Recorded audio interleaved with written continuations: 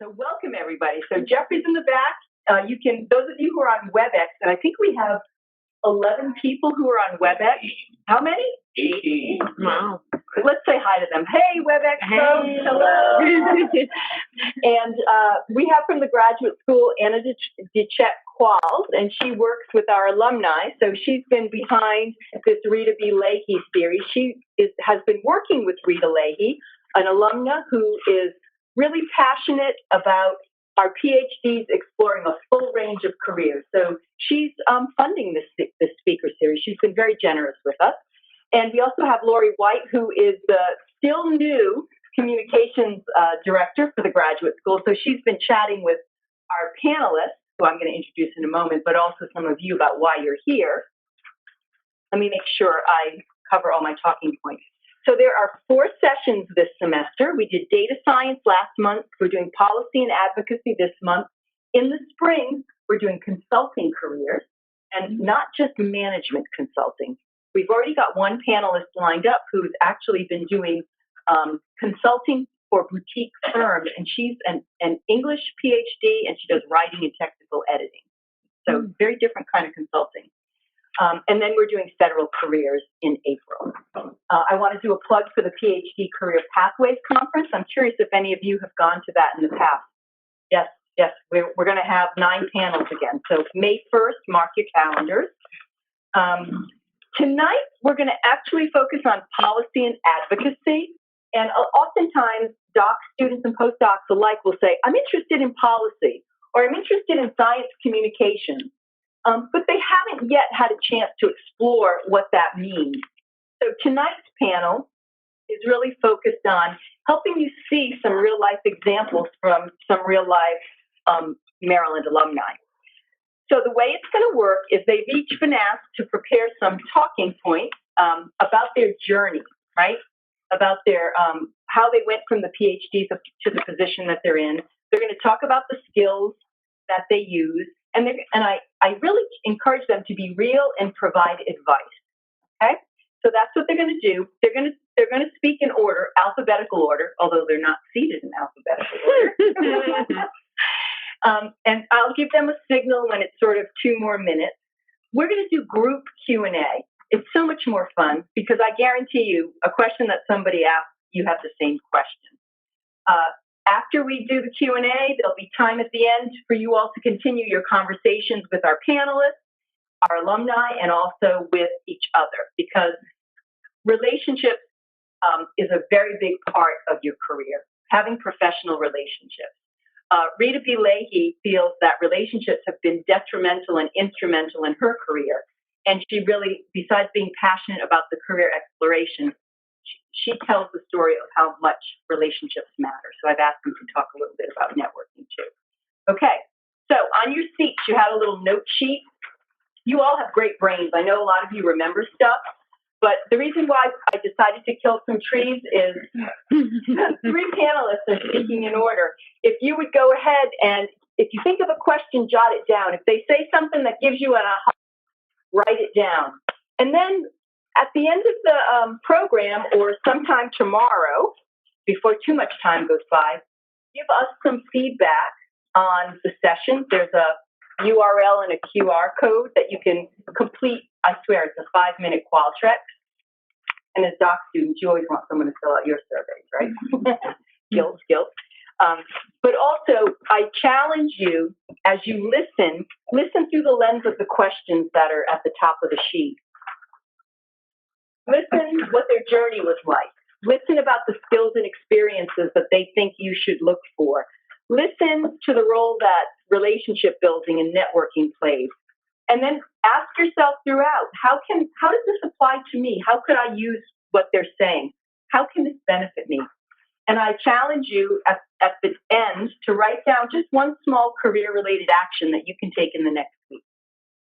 Okay, so that's what we've got planned. If you need to leave partway through the program, please get up and do. Could you check to be sure your cell phones are silent? That would be great. I need to do the same thing. And we've got is everything okay with WebEx? All right, so Marissa, hopefully you've read the bios online of our panelists, right? So you can see their names and their job titles. I'm not going to say much about them because I want them to talk about their experiences for themselves.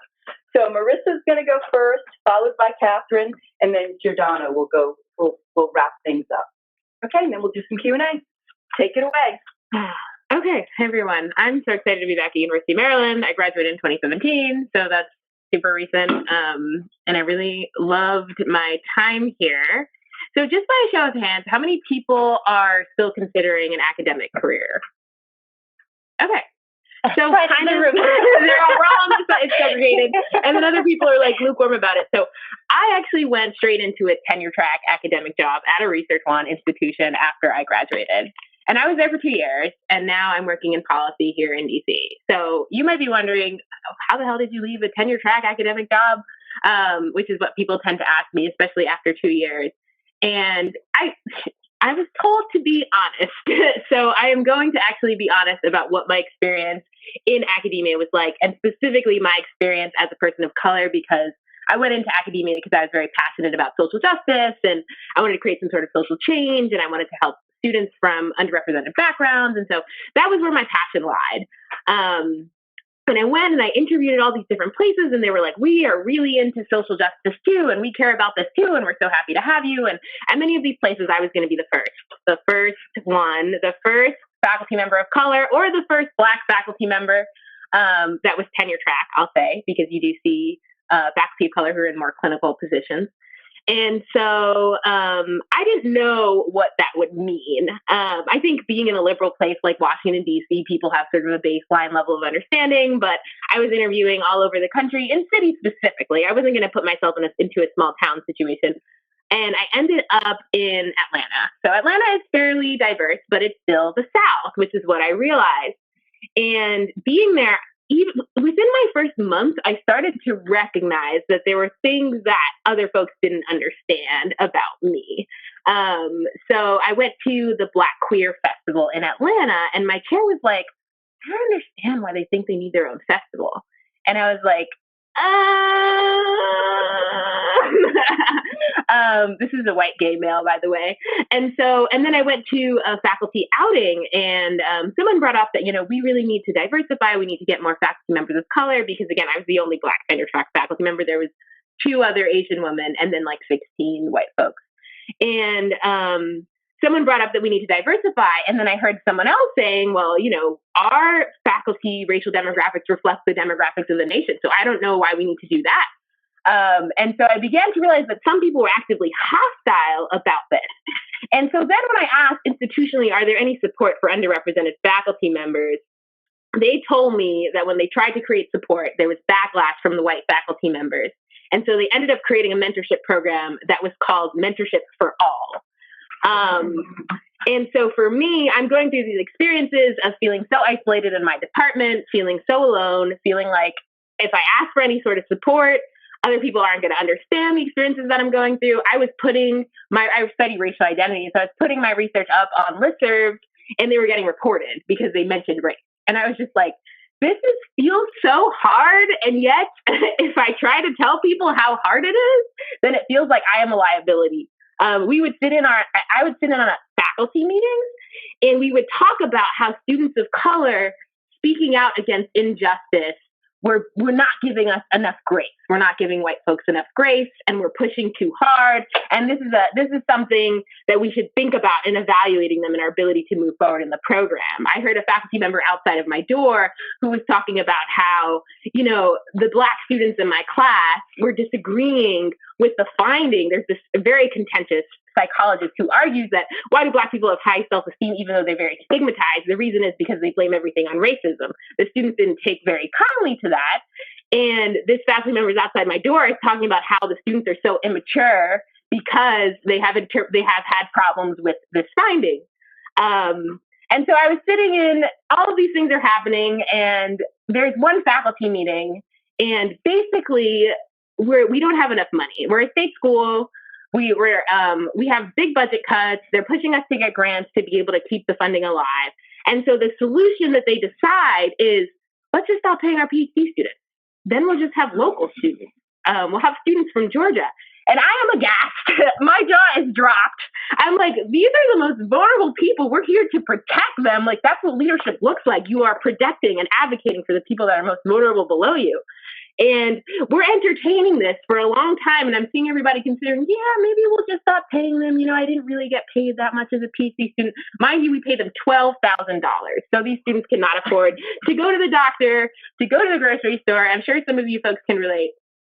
And so I'm sitting in that meeting and I'm just feeling myself getting so dysregulated, just so angry.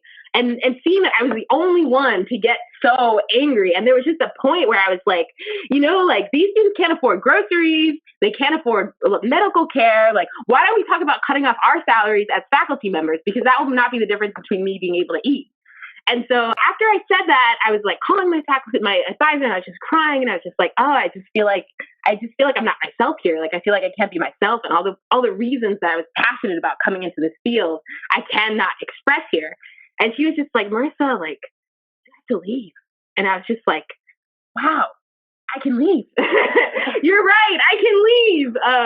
Because it just felt like, and you know, for me, someone who had been very involved in all of the wonderful things that Maryland does for PhD students of color. We had the Compact Conference for Diversity, and and the Promise Program, and there's different events here. And I got to this academic job, and I realized that it's not about my skill level. Like, I could very easily get tenure here. That is not the question. The question is, do I want to continue to be in a culture that doesn't value me, in which I can't feel like I'm myself, in which I can't feel like I pursued all the things that brought me here in the first place?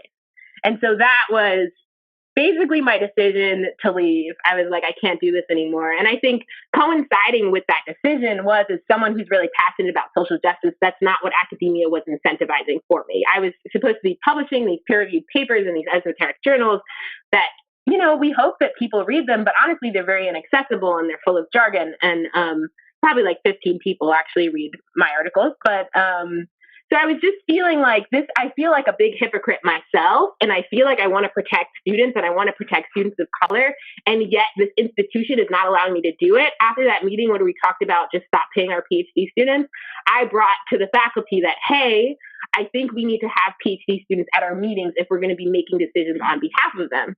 And the rest of the faculty was like, no, they're going to start gossiping about us. And I was just thinking, well, I'm glad that's more important than accountability to the most vulnerable population that we are in charge of. And so after that, I just felt like just so mad, just so enraged, and feeling like the advice was to keep your head down. And I was just like, at what point am I just going to become part of this? You know, like, if I'm keeping my head down for so long, at what point does that become part of my identity? And I was just like, I really just don't think I'm willing to do that. So I had to leave. And that's kind of why I ended up in policy, combined with the reason of, you know, me feeling like this academic ivory tower is way too siloed and I want to share research with people that I could actually serve. So I also started doing some science communication, which is basically translating science to a general audience. So I started writing for Psychology Today. And I'm actually writing a book right now too on the side, which is about how to make friends as an adult. Very exciting topic, which brings me to the role of networking in all of this. I didn't actually use networking to get my current position, which I'm a AAAS Science and Technology Policy Fellow. That program basically takes PhDs in sciences, including social, and puts us in government agencies so we can learn about and inform policy. And I'm at Millennium Challenge Corporation, which is an international development organization. I basically picked the government organization that I felt like had the politics that most reflected me after my experience, and I really wanted to try something new. So that's where I'm at now. I've only been there for 2 months, so I feel like I can't speak as in-depth as you might want me to at this point in my training, but and that's like an official program that anyone can apply for. And if you need help or you need an example application, then feel free to add me on LinkedIn or reach out to me, and I'm happy to share that. But something I did want to say regarding networking. So I think networking is just making friends, honestly, because when you make friends, people want to do things for their friends. You don't want to do something for like the slimy schmoozer that you met at a happy hour. Like, you want to do something for someone that you have a relationship with.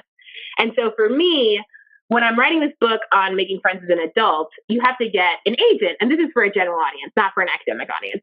And in order to basically sell a nonfiction book, you kind of have to have a following. You have to be kind of like famous, basically. And so I'm like, how the hell am I going to do this? And then I read this book on getting an agent, and it's kind of like, 0.002% of people get an agent. And basically, like, the only way you get an agent is if someone refers you. And I'm like, I don't know anybody who's written a book. Like, how the hell do I do this?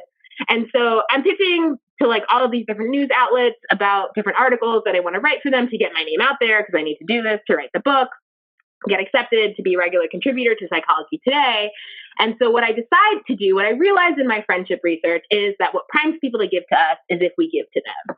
And so being very giving, being very generous is in your best interest, because you'll never know when you want something back from someone. And when they have evidence that you've given something to them, they're a lot more likely to want to give to you. And so being very generous with your time, I think, is one of the ways that you network. You don't try to just ask for something from someone necessarily at the time in which you need something, but you're cultivating that relationship all the time, where you're reaching out to them or you're talking to them, and you're making sure that you know that, like, hey, this is a relationship that I want to build, not just me trying to harvest you for resources. So I was writing this article for Psychology Today, and I read this book by this author. It's called How to Be Yourself. Really good book on social anxiety. And I really liked it. It was written so accessibly, like story with research, just the kind of book that I thought that I would write. And so what I did was I wrote a Psychology Today article called Secrets to Making Friends as an Adult. It did really well. And I cited her book, and I was like, Ellen Hendrickson in the book, how to be yourself, blah, blah, blah, blah. And then I posted on Twitter, and I tagged her. And so her book got pressed through my article. And then she reached out to me, and she was like, oh, hey, like, thank you so much for talking about my book and your article. And I was like, oh yeah, I totally love your book. Like, I'm trying to work on a book too. And I can totally see my book being like your book. And I'm going to talk about it when I write my book. And she's like, oh yeah, that's great. I'd love to hear more about it. I was on Therapy for Black Girls podcast talking about friends, how to make friends as an adult. And she was like, yeah, I listened to that, and I think you have so much expertise. And I was like, oh, thank you so much. By the way, I'm looking for an agent. So if you want to, like, put me in touch with your agent, that would be great. And so she ends up putting me in touch with her agent, who works for this really great agency. The first agency I actually applied to, but I never heard back from.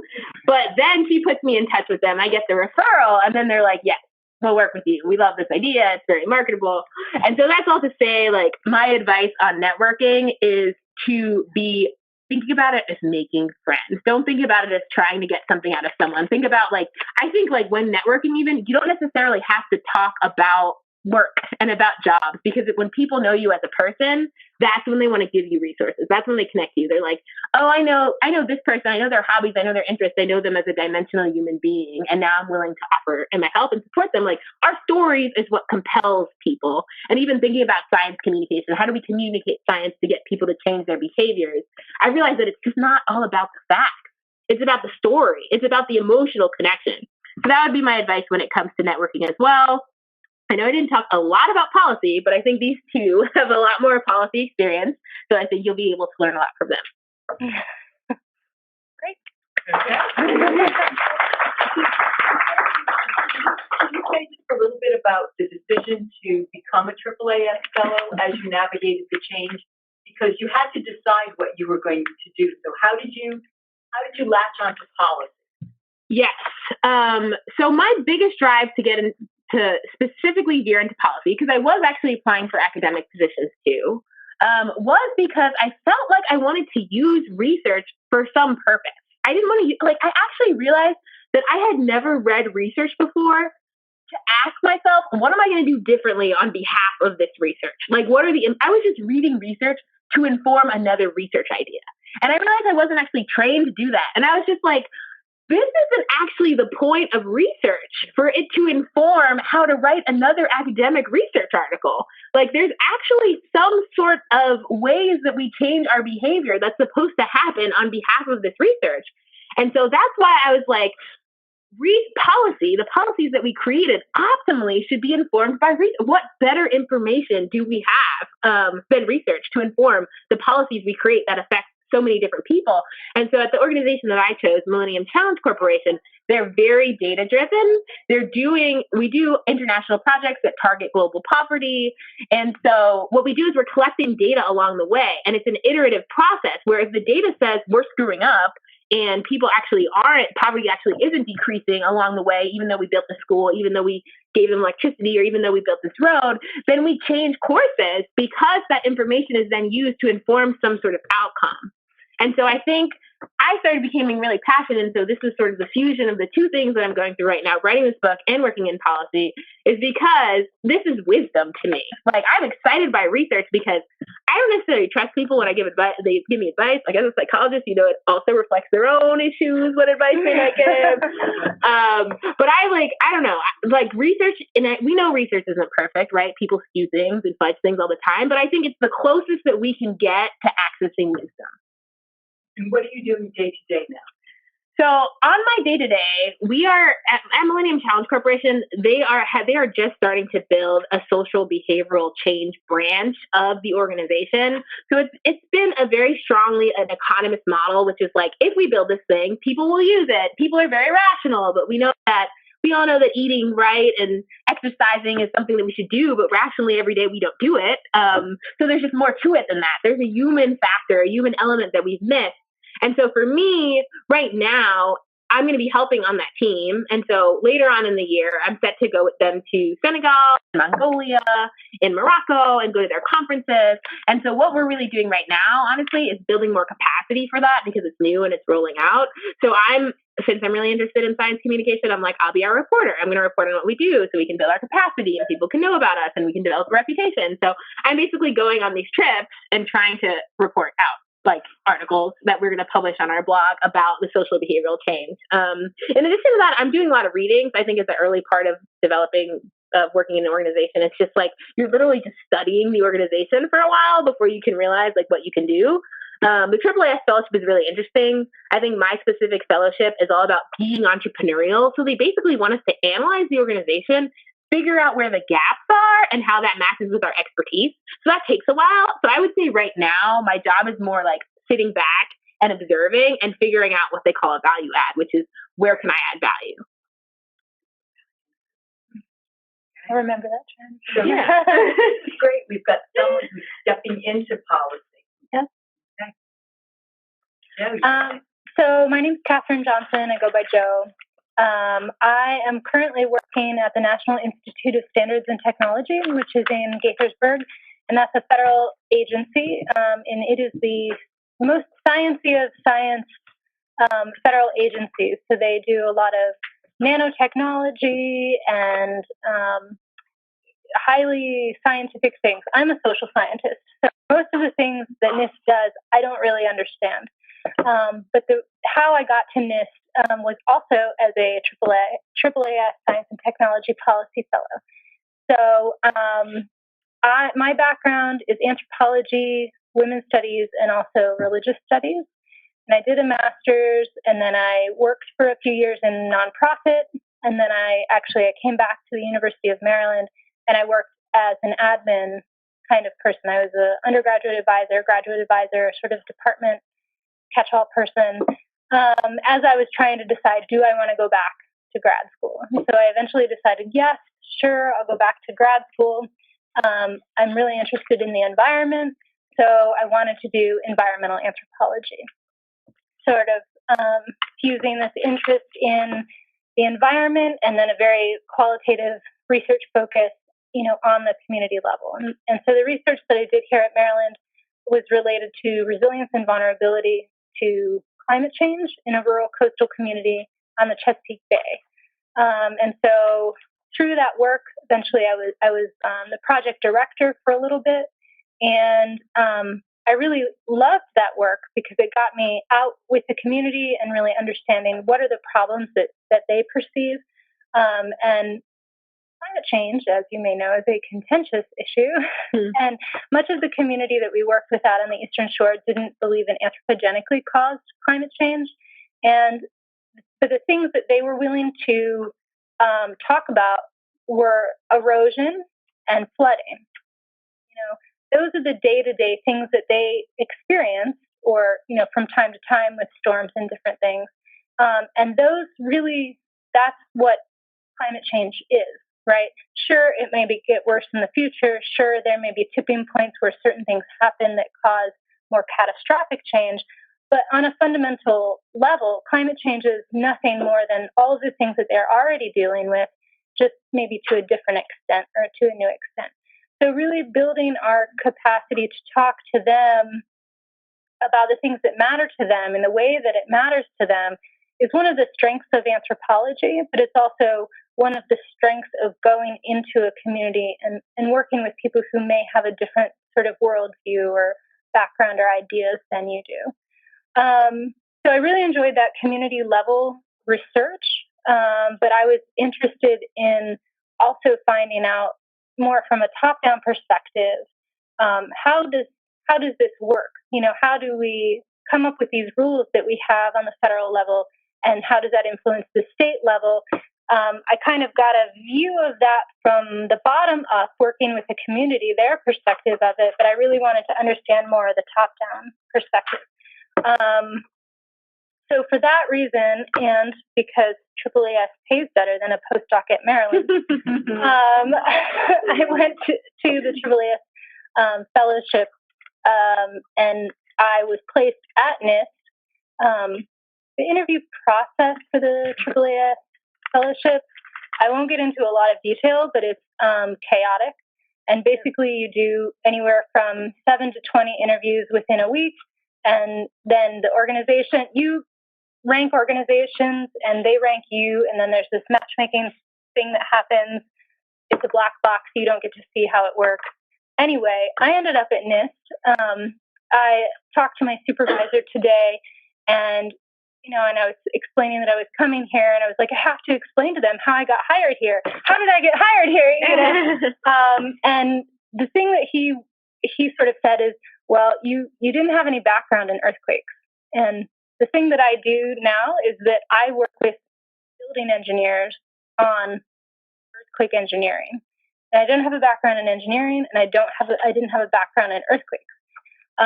But I had a background in disasters and in social science. And one of the things the building engineers are struggling with, not surprisingly, is we can build these buildings. We can tell you how to do this well, but we can't figure out how do you get people to do that unless it's mandatory or in these certain cases when they have to do it. So I was kind of fitting a niche that they wanted to go in. So that was how that happened. So on a day-to-day basis, a lot of what I do is answering emails and going to meetings, but it's also trying to learn about the field of earthquake engineering and trying to take social science and play matchmaker. So trying to figure out how do I communicate to engineers a lot of the theory and method that underlies what we do in social science in a way that I don't have to go into the history of science or the history of theory or, a lot of these very technical things that we learn in a PhD program, but get them to understand it in a way that they can take the knowledge and use it. And that's really a challenge, is to explain to someone, this is a field that you don't know a lot about, but this is our perspective, in the field, or these are our current ways that we think about humans and why humans do things, or this is why the way that you think humans make decisions isn't really the way that humans make decisions. But you have to do that in a nice way. You can't tell somebody, now you're wrong or you're stupid or, and so I guess the way that I do that is to try to adopt a learning perspective. And so I constantly have to be able to explain things through stories or through examples, real world examples and those kinds of things. But some of the things that I work with, first of all, there's a congressionally mandated program, the National Earthquake Hazard Reduction Program, and that's based at NIST. And that's an interagency effort, but NIST leads it. And so it's federal agencies looking at the problem of mitigating risk to the general U.S. public from earthquakes. And traditionally, they've been doing that in their silos. So USGS does seismology, NIST does building engineering, NSF funds cutting-edge research, and FEMA does sort of disaster response or some sort of education around risk. But there's a lot of areas that we're not touching, in those 4 silos. So I try to influence the discussion and what's going on and sort of say, well, we could have a bigger impact, or we could look in these different directions. And so far, it seems to be going well, and they're interested in what I have to say and those kinds of things. I wouldn't say that I've had a tremendous impact yet, but I think the fact that I continue to be asked to be at the table and to share my experience means that there is something there is something to do. And so one of my challenges is really to figure out, how do I tell them, how do we do this better? But I do it as a new employee, right? I do it as one of the lower ranked employees. So there's always this sort of tension between, this is your superior person and they're supposed to tell you what to do. But if you're coming in with a different knowledge set than they have, you also have to educate them about what it is that you can do, and also build trust with them enough that they're willing to say, okay, I agree with what you're saying, or I'm willing to trust what you're saying is the truth, and we can go in these different directions. So that's kind of unique. I would say that's not something that you can find everywhere. It would take a special supervisor in order to be able to do that. But really the root of it, they have to be able to communicate well, but you also have to be able to communicate well. And that means that you have to be able to talk not only from your own perspective, but to understand what their perspective is, and to be able to sort of meta talk around these different positions that you have and what are the different implications of those positions. So 2 other examples of the things that we work on after certain natural disasters, NIST sends reconnaissance teams. And this historically has been related more to building engineering, to see, okay, there's a tornado, like Joplin. They sent a team to try to figure out, what can we learn to do building engineering better to prevent this disaster from occurring again in the future. So I deployed after Hurricane Michael to Florida to interview with schools and a few different entities there. And then also in January, after the Anchorage earthquake, we went up there and we talked to some people at schools in different places. And so there's the building engineering side, but then I'm also trying to focus on highlighting the social side of things, and trying to figure out, how do we translate the best practices that people have and share that with others. So an example of that would be that the Anchorage School District had backpacks ready to go for inspecting the buildings, and they also had a plan on how are we going to prioritize these buildings. And so those things, building engineers don't factor that into how does recovery happen. So then we have to figure out, how do we write that up? How can we improve on those types of things?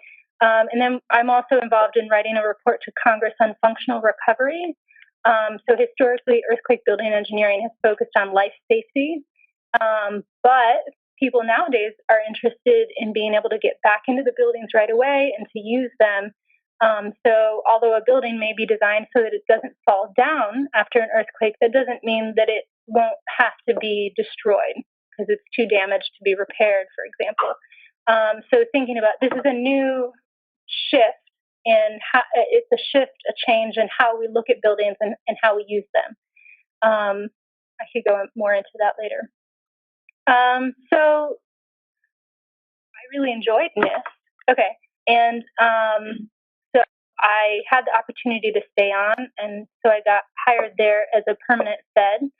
And I really like it because I can work on complex problems, right? And I can work on it from multiple different perspectives.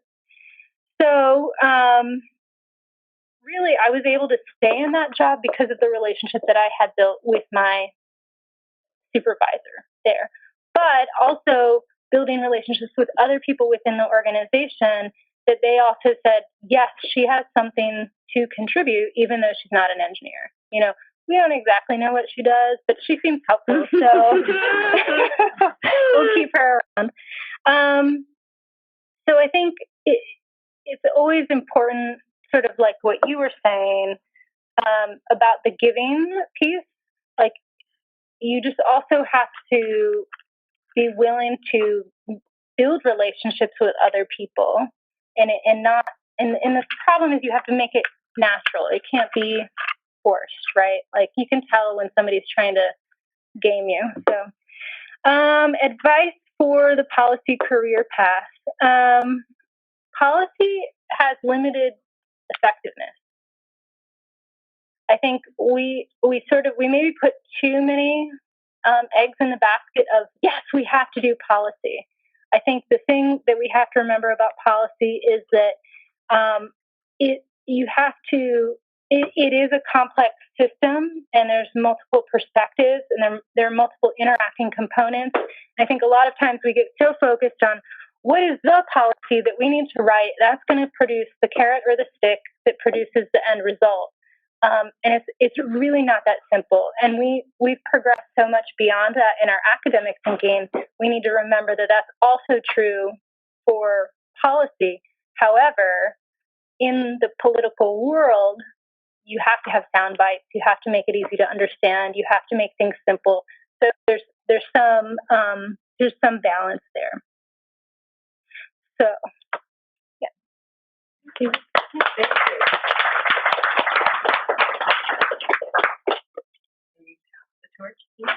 All right, so my name is Giorano, Palloni, or Gio is what most people call me. And hopefully I'll give a little bit of new things, but I think I'm largely going to echo some of the things that Joe and Marissa were saying. So I am a research fellow at an international organization called the International Food Policy Research Institute, or IFPRI. What I do is, I think, quite different from what Marissa and Katherine do. So I kind of view our organization as doing academic-like research for a different audience. So I went into this organization straight after grad school, and the reason that I chose this path was that I felt like I was still passionate about doing research that I felt like was academic quality, but I also wanted to make sure that it was the results of the research we're getting out and being useful to policymakers and to people who were actually operating in the areas that we were working in. The other thing that I thought was a huge benefit of working in an institution like IFPRI, which is quite large, is that you're not working in a vacuum. So I felt like a lot of the time when I thought about an academic career, I felt like I would be working by myself. I would be coming up with my own ideas. I would be, nurturing those ideas into research papers and then publishing research papers, which, there are benefits to that. You have complete control over what you're doing. In contrast with a place like IFPRI, I work in teams almost exclusively, right? So I'm never doing anything by myself. There may be times where I feel like I need to acquire some skills to help with working in a team, but it's always as a part of a more group-based learning. So we, in general, the other thing that's nice about IFPRI is that because of the way that the research is started, so at IFPRI we write grants, and based on the grant money, we then conduct research projects. It means that the research is a lot more tied to what policymakers or international organizations want to know about. So there's less. While we do exert a considerable amount of effort in disseminating results of research and making sure that it's taken up, we know, like ex ante, we know that people are going to be interested in the things that we're doing. So we're never going to take on a project that is of interest to an academic journal, but not going to be of interest to people who are working in developing countries. I felt like some of my dissertation work kind of skewed heavily towards the other direction. So I always found myself answering advisor questions about, so what's the policy relevance of your research, with, kind of grasping at straws at best. And so I knew that was not a comfortable position to be in, and I didn't really want to be there. So this was a way to ensure that I was going to be working with other smart people who were passionate about what they were doing. And I was never going to have to kind of battle to explain why the research that I was doing was useful to policymakers and why I thought it could help make things better. Other than that, what I do day to day is, I think, quite similar to what academics do in development economics. So it's it's varied. So I travel a fair bit. I do field work. So I'm running surveys. I'm looking at data. I'm analyzing data. I'm writing academic papers and I'm writing reports. I think relative to what like an academic development economist would do, I do a lot more trying to write reports that are accessible to broader audiences, which I thought going into the job would be really easy because, you don't need the technical skills to digest it. But actually, I think it's actually much more difficult than writing the academic papers. Because I found it much simpler to use the jargon that other academics use without fully being able to explain what I mean. And, hand waving can get you a long ways, I think. That doesn't really fly if you're trying to do something complicated, but then make it much more accessible to people who don't, read the same journals and don't use the same jargon. And we were talking about acronyms. It's like, that's one example. Like everybody uses acronyms, but it's really, really irritating. And that's, if I'm working in a field with lots of other people who use those acronyms, I don't really need to think about it. But when I'm actually trying to explain something to somebody who doesn't work in the same field, I need to think a lot harder about how I can explain that. As an economist, I think my grad school career was mostly about developing a tool set. And it's a useful tool set, but it's not a tool set that a lot of people who work in developing countries or who work in policy in general understand. So I need to really kind of put a lot of emphasis on making the results of research more accessible to a broader audience. But fortunately, I guess, so one thing that I wasn't willing to do when I finished grad school was that I knew that I wanted to continue doing good research. And I didn't want to feel like I was doing lower quality research just so that people would understand what I'm doing. And I felt like I feel like the institution that I'm at right now very much allows me to do that. So the people that I work with also understand what we're doing. And there's never really a time where people ask you to dumb things down when you're actually doing the research. You're asked to make sure that you understand what you're doing well enough to explain it to somebody who doesn't, but you're never asked to kind of sacrifice in terms of the research quality. So when we go into countries to try and set up research projects, it can be quite challenging to convince people that they should be, for example, running a randomized control trial. We do a lot of randomized control trials. That's a really hard thing to explain to a practitioner who wants to make sure that their policy is getting to as many people as possible. And it takes a lot of explaining, and about half the time doesn't actually work when you're trying to convince them that we're not telling you that you can't offer your services to everybody. We want you to be able to reach just as many people. But we want you to let us dictate where you offer those services, for example. It's just about like when and who you're going to be giving the services to, and eventually you'll reach the same number of people. And the benefit of this is that we actually learn something about the policy. If they're not willing to kind of commit to that or commit to something that is similarly rigorous, we can say a lot less about what the program is actually doing for the people. And then we're working mostly on faith, right? They may believe that they're helping people's lives, and I'm sure that they are helping some people's lives, but we don't actually know, for example, whether that one policy is more effective than another policy, which I think is a very relevant question. So the way that I got into this type of work is kind of boring. So in economics, it's a very centralized market. So everybody goes on the job market. You go to literally one or two hotels in one city. You go through 20 interviews. It actually sounds a lot like the process that you guys have there, right? Yeah. So you sit in, waiting rooms, and you can't do this anymore, but they used to conduct the interviews in hotel rooms, which led to, maybe not surprisingly, a lot of uncomfortable situations. So they now don't allow that anymore. But you would go to 20 interviews with different institutions, academic, government, policy. You meet with people. You tell them about your research. You tell them about what you're passionate about, and they tell you a little bit about their institution, and then you match. It's a little bit less formal than what I think Marissa and Joe went through. So there's no matching algorithm that is matching people. It's really just about offers that are made and offers that you're willing to accept. I think relative to an academic job, because we work in teams so much, there's more of an emphasis placed on interpersonal skills. So I don't consider myself an extrovert by any means, but I think that maybe relative to some of my classmates, I was more eager to interact with other people in a social setting. And I think that helps a lot when you're looking for jobs in a non-academic setting. It's aren't social, some of them are. But when you're working in teams all the time, you really have to have kind of a higher threshold and a higher willingness to spend time with other people and deal with, constraints that aren't your own. Let's see, the role of networking in career progression. I think that's what I just mentioned is a big part of networking. So having the skills and the willingness to go up to people that you don't know and talk to them and build relationships with them is a big part of what I view as the networking that's important for my job. So I'm not even talking about like finding jobs or asking for things, but it's more just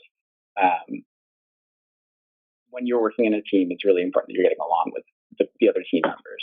And frequently, so at IFRI, we have many economists, but there are also nutritionists, there are political scientists, there are people who come from very different backgrounds.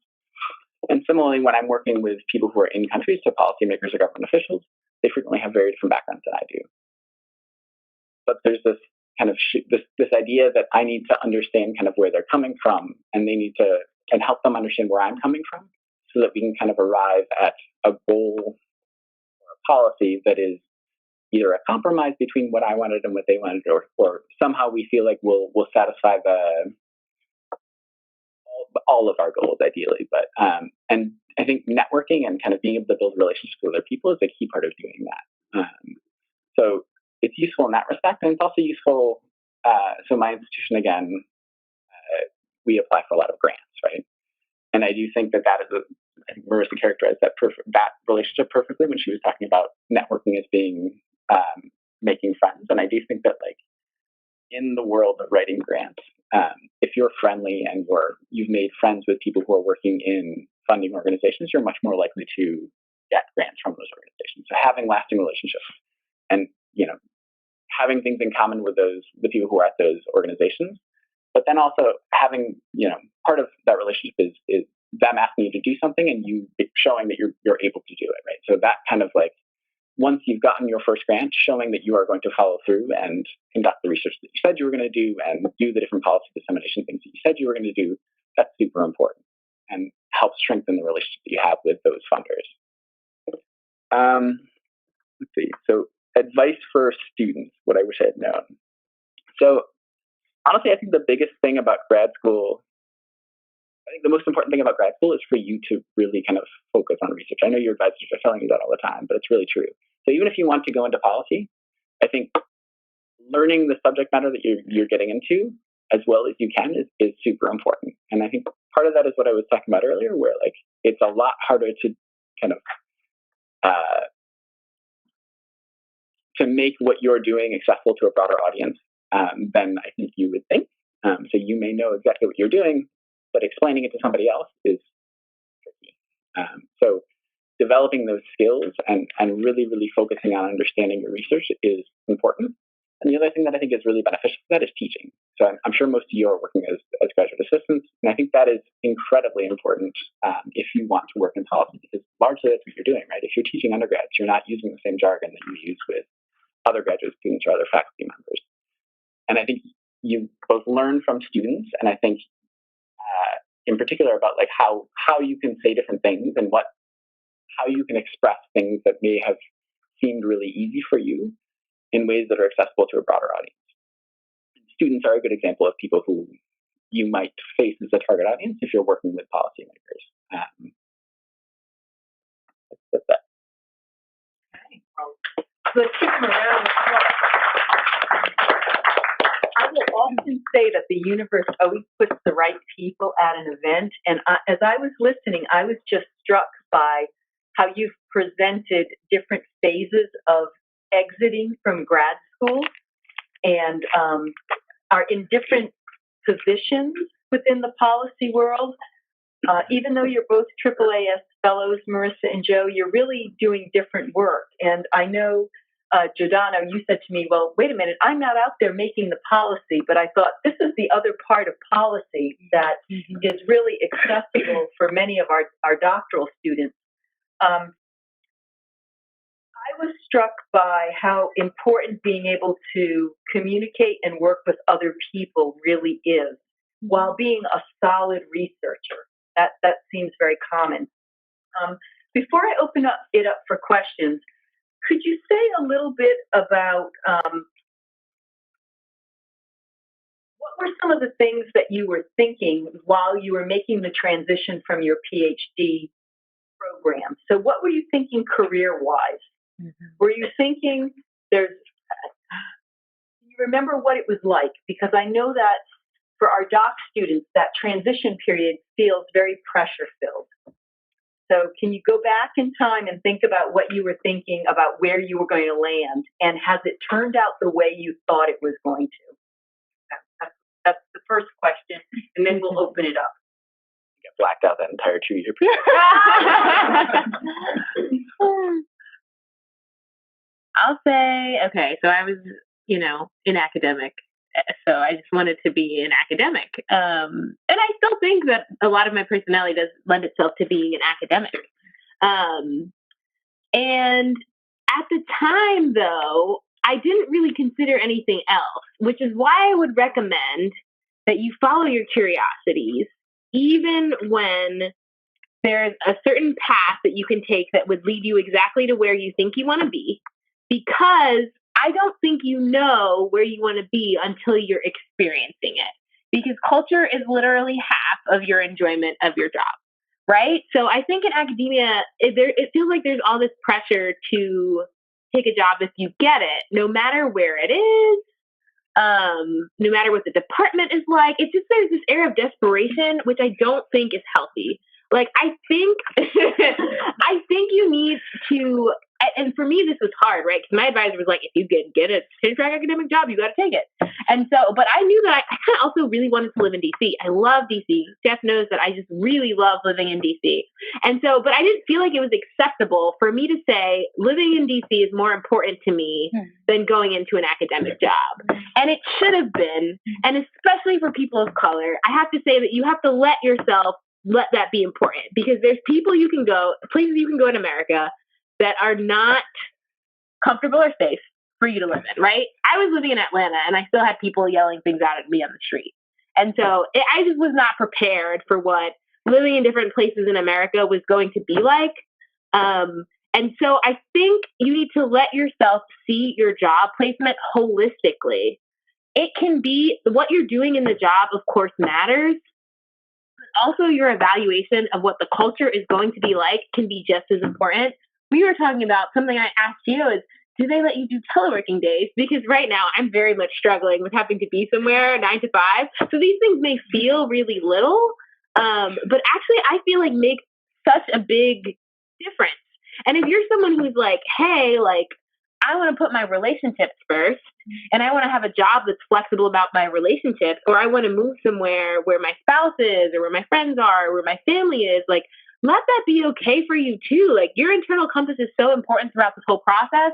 And I feel like I was just bombarded with advice and people pushing me instead of asking me, like, hey, what do you actually want to do? What actually fits you? What are your priorities here? And I just looking back, I'm like, I really wish I gave myself that flexibility to tune into my intuition and ask myself, what is actually really important for me, not just around the job, but around all of the other ways that a job affects your life, in terms of where you're going to live, in terms of what climate you're going to be in every single day, potentially, or if you have telework days, maybe fewer.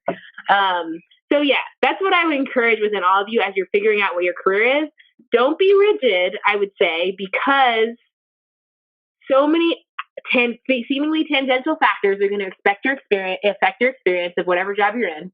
And follow your curiosity, because for me, my curiosity was, I did some research in Haiti. In Maryland has like an international grant for graduate students. So I went to do research in Haiti. I did research in Trinidad and Tobago. And now I work in international development, partially because of all the things I did to get an academic job, but also because I had that international development experience, wherein someone might have told me, hey, that's not going to help you become a professor. Why are you doing that? But now I'm not necessarily a professor. And the things that you're curious about are the things that you're going to come back to later in life, because there's a reason that you were curious about them. So I also wanted to go into the academic route. I enjoyed teaching and I enjoyed working with communities, and so I didn't want to go like R1 or anything super crazy, but I sort of was interested in staying in that academic environment. I always had felt very enriched in an academic environment and loved learning. And so that's just sort of where I saw myself kind of being and staying. And I remember having a meeting with Susan, and we did the assessment thing. I don't know, whatever that assessment thing was. And she was like, "Oh, well, this is interesting." Have you ever thought not going into academia and doing other things? And I said, well, kind of, but not that seriously. Anyway, long story short, I applied for tenure track positions both when I was a grad student and when I was a postdoc, and then also last year before getting this position. And I had a few interviews, but nothing worked out. And so I was like, well, I guess this isn't what I'm supposed to be doing right now. You know, it's not a fit for me or it's not a fit for them. And so maybe I just need to be exploring sort of other things. So I think it's really hard because when you're a PhD student, I think you have to have this story to tell about yourself. I want to do this, and I want to do X, Y, and Z, and this is my goal, and where I want to be in 5 years or in 20 years. And if you don't have that narrative, somehow you're not driven enough, or you're not ambitious enough.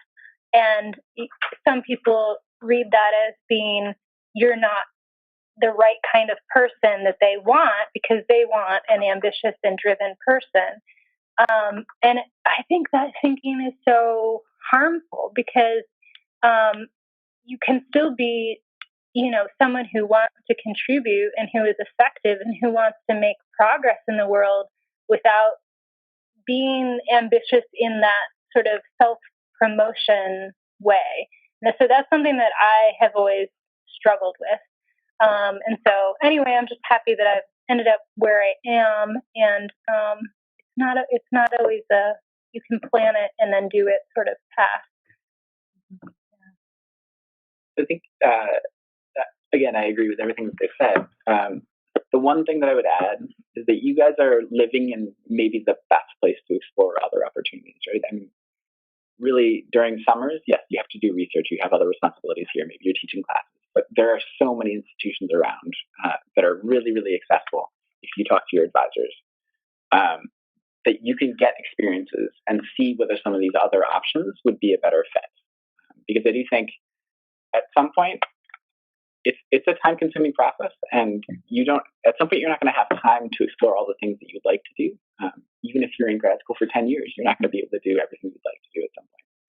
So getting those experiences early and trying out different things and taking advantage of the fact that you guys are so close to DC or in DC at this point is a really good idea. And it's something that I did, and I don't know whether you guys did that during summers or I'm sure you at a minimum interacted with other people that were in government institutions or in policy type institutions, and were able to ask them questions about what they were doing and whether they liked it. And I think that kind of like trial and error and interacting with other people who are actually doing the things that you're thinking about is really the only way that you are going to be able to learn and figure out what you would like to be doing. So start it early and as early as you possibly can. I don't know if most of you are close to finishing your graduate studies, presumably, because you're wondering what you're going to do next. But there's still a little bit of time, so do that as much as you can. So let's take some questions from you. Don't be shy. Introduce yourself and ask away. Hi, I'm Nicole. I'm in the Neuroscience and Cognitive Science program, and I had a question for you. So what did you do in the summer?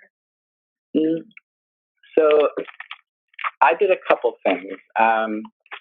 So I worked at Census.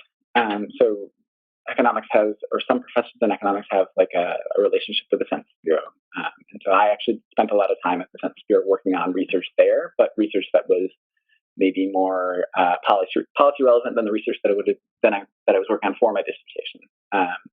So that's one example. I know, like in my department, other students were at the World Bank, the IMF, were working for, or at the Fed, like any kind of like institution that hires economists. Basically, there were people from Maryland that were working there during the summers. Were they temporary positions? They were summer-long positions. No, so they were summer. Well, so in my case, it wasn't. In my case, I worked throughout the year at the Census Bureau. But for most people, they were TAs at Maryland during the year, and in the summers, they would get these summer, 1-2 month long paid internships generally to go work at these institutions and also to experience what it's like working at these institutions. And a lot of them ended up, honestly, at places that they interned at, both because of networking, but also because they were able to get better information about what those jobs were like. And I'm going to do a plug. I know some of you are saying, I heard the advice from Gio that you should be talking to people. If you've met with me, you know I talk about this all the time. What do I suggest that you do? Information, interviews, right? Or career conversations. You have all the latitude to connect with someone who's a Maryland alum and say, hey, could we talk for 20 minutes? Would any of you say no if a student reached out to you and tried to arrange 15 minutes? Would you feel like they're bothering you? Depends on the time of day. Okay, so I have a handout over on the table about doing informational conversations, and the time to do it is not when you're ready to apply for jobs, but to do it all along so that you can be building relationships and gathering inside info. Mm-hmm. Okay, next question. Go right ahead. Yeah, I have a question on so one of the career paths I'm considering is consulting. So that has a lot. The hours are really long, so I guess I'm kind of asking, how are you guys' hours? What's the work-life balance like? I definitely liked being a PhD student and a postdoc because I basically got to set my hours, which meant I could do some work and then go on a run and then do some work and then do my laundry, if I didn't have to be on campus that day, which was fantastic. But on the other hand, the pressure of always having something to do is very taxing. And I think it's not, even just within the past year, I've sort of settled and become more calm in my life because I don't have that sort of anxiety of always feeling I need to be doing work right now. And so largely now I go to work at 7:30, I come home at 5, I have every other Friday off. Yes, there's an occasional late meeting because we have something in California, or yes, there's a conference and I have to travel on a weekend day. But generally, it's quite sort of normal 40-ish hours a week, So how does that amount of work compare to what you did as a doc student? Because I know the notion of set hours can feel confining and exhausting, but well, it is. But I would say I probably do as much work now as I did then. I think you are less productive when you're always working than when, okay, I'm here, I got to get these things done, and then I get to go home and I get to leave. So, but that's just me. After my mom retired and she was at home all day, she says, I have no idea how you get anything done. I do nothing and I'm retired. How's work balance for you, Marissa? Oh, yeah. It's good. I mean, it's good and bad, I should say. I keep an 8:30 to 4:30 day. Our teleworking is going to start after Thanksgiving once a week. It kills me now to not be able to work from home. Honestly, I'm just wow, this is so hard. I just feel like being somewhere 40 hours, giving up 40 hours of my week is a big chunk of my life. So I'm definitely still in the adjustment period because I'm just 2 months in coming from academia and I'm oh my gosh, this is really tough. But I will say having confined hours is great. I think for me, I actually probably work half as much for my job as I did as an academic. Because I was working all day on the weekend, too, now the weekends are very free. But, you also don't get, winters and summers, which I'm just is this just an endless loop of work? It freaks me out a little bit. But, yeah, so I'm still figuring it out because I'm really early. But I would say that was something that I asked on the job, and you have to be careful about how you phrase that kind of question. But I sort of just asked, so what's a typical workday like for you to figure out, okay, how many hours are people usually working here? So I think in keeping with me describing my institution as academic-like, it's a bit more academic and more flexible in terms of working schedules. And Marissa already mentioned we were talking about this. So we're allowed to telework a decent amount. We obviously have to clear it with our supervisors. Because we're an international organization, people are constantly traveling. So a lot of people travel, 40 to 50% of the time.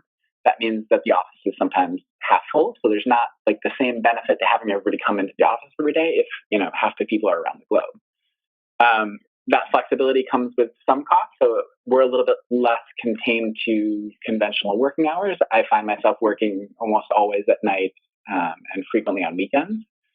But that's kind of what I'm willing to pay for the additional flexibility, the ability to work from home and kind of continuing to do research that's generally the time when I find myself like trying to acquire new skills that I'm interested in, right?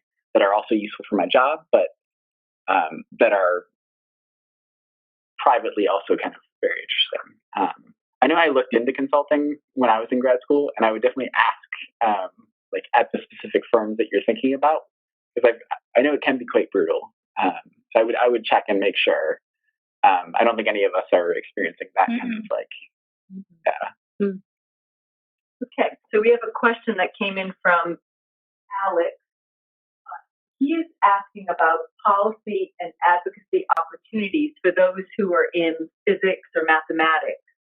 And some of you may have fellow PhD colleagues who are coming from those disciplines. So how do they fit into the policy landscape as you understand it and experience it? I would recommend that you apply for the AAAS Science and Technology Policy Fellowship, which is for people that are in the sciences.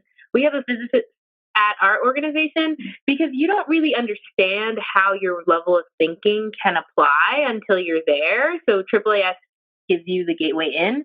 We have a physicist who's a second-year fellow, and her whole thing has been like systems level thinking. So she's been basically like breaking down assumptions that we have into like a series of steps and a series of questions.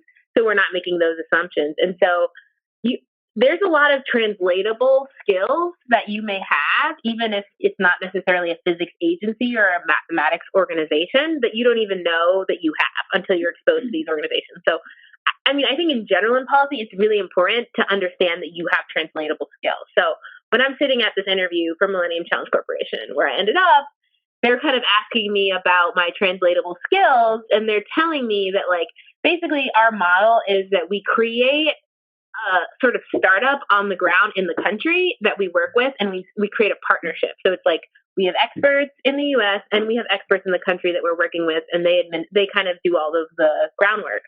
And so there can be disagreements amongst us in the U.S. and the folks on the ground. And so I was sort of talking about, well, in couples therapy, when we work with couples, we think about how we want to think about the couple as a team, and we want to think about, for each person to think about not what's in my best interest, but what is in the best interest of this couple overall. So is there a solution that would be able to work for the both of us if their needs are just important as my own needs? And I was sort of like, and I think that can just similarly apply to an organization. Like, you want to think more about win-win, and you want to think about less like this is a competition or this is a conflict, but like, I want to meet your needs and I want to meet my own needs. So how do we balance those two things? So that's just an example. And I'm sure that like whatever field you're in, there are ways of thinking that policy organizations can have and can use. And so it's just a process of figuring out what that is. Yeah. And I would say it's, I think when you're an undergrad and you look for jobs, you go look for jobs and you say, I have an English degree. I need a job. They say they want somebody that has an English degree. Fine, great. That's perfect. But at the PhD level, that may happen. And I think the reason that we all have the jobs that we have is because we have PhDs in different disciplines. But what we have to offer is not, like, I'm not teaching the people at my agency how to do applied environmental anthropology, but those translatable skills, I'm trying to figure out how to apply those. And so I think a really fun exercise is to go find some job descriptions and of things that sound interesting, right? So like, is it Alex? Like, is Alex interested in actually doing math or physics, or is Alex interested in promoting math and physics education, or like figuring out what is the issue that really drives you, and then finding jobs that sort of go with that, and then figure out how can you add something to that, or how can you promote yourself as somebody who can have something to add to that area. So for those who are in the sciences, from sort of the career development perspective, what Joe is saying is absolutely true, that at the PhD level, it's not a direct line. So if you're in engineering, there are issues that are, think about those grand engineering challenges. There are think tanks and nonprofit organizations that are addressing those 10 great engineering challenges, right, around fuel and climate change, and beginning to think about the types of organizations that are addressing the issues. That's how you can start to uncover those positions. And although many people find their jobs through networking, the big job boards like Idealist, at least if you start reading job postings, you start to open your mind up to who are these potential employers. And so I would recommend, if you're not watching job ads right now, that you start watching job ads. My boss always jokes, I'll say something in a meeting and he'll say, "Are you sure you don't have an engineering degree?" Which is funny. Haha, we all laugh. But what he really is, I've tried to take the time to figure out how does that system work, and how can I speak authoritatively on it, even if I technically don't know all of the information. And as PhD people, you clearly all have the intelligence to be able to learn different fields and different issue areas and different topics. And so just embrace that. Okay, so we have time for Jasmine's question. Okay. Well, let's see how it works. Depends what kind of question. All right, so my first question is, we talked a lot about, first of all, did you also mean your really so we talk about networking, we also talk about networking. If you're in a place where you don't know anyone, you don't have any, for example, the opening statements about how my name is, such that could spark engagement with someone that you don't know, that you kind of things that you kind of go to community networking events. You're writing a book on that. I would say the most important thing is to engage, and it's not about what you say per se. So you just want to be able to initiate and engage. So hi, my name is enough, because that is what opens up the conversation, and that is literally the hardest part. I would say going from there, so you might be wondering, like, what's the secret to getting people to like you? And I was writing my book, and I was looking into all the research, and what is the secret to getting people to like you? Is it about being charismatic or intelligent or particularly interesting? And no, it wasn't. According to all of the research that I was writing, the secret to getting people to like you is to like them, is to affirm them, is to be genuinely interested in them. And so just by initiating with someone, you're showing interest in them, which makes you more interesting to them because you're flattering them by doing so. Being present in a conversation, complimenting someone for their strengths, like, you obviously don't want to do it in a weird schmoozy way. Like, I think it's important to actually be the type of person that looks for things to like in another person. And I've been thinking about this in my book. Like, there's this meditation called loving kindness meditation, and it's just for that purpose. So that when you interact with someone, it sort of naturally comes to you like, oh, I like this thing about this person, or this thing is great about this person. And so I think when you're engaging in a networking conversation, again, thinking about it being more about like, what can I give, or what am I interested in about this person, rather than about like, of course it's important to promote yourself too, but I think it's even more important to like finding a relationship to making someone else feel valued and someone else feel that they matter. And so even as you're doing your informational interviews, being sure to say like, hey, this meant a lot to me. This is what difference you're going to have on my future career because I got this opportunity to talk to you. And I am so grateful for that. Those are the types of things that help concretize a relationship. So I want to be mindful and respectful of time. And I know some of you knew we were going to end at 6. And if you ever vacation with me, you know I always leave some things not visited because it then lets other interactions happen. So I'm going to invite you to ask your second question individually as we finish food. I am so humbled and grateful. I truly am for your sharing your perspectives. Could we please give our alumni another round of applause?